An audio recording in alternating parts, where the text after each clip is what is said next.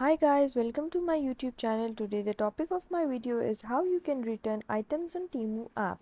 Guys, the process is very easy. You just have to follow me step by step.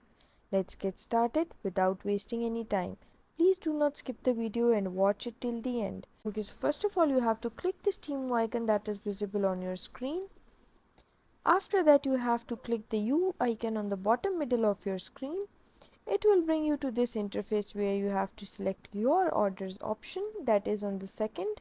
After that you can see I have not ordered anything yet, but if you have ordered anything yet you can click your order and then you will see there would be an option of return the item or return the order.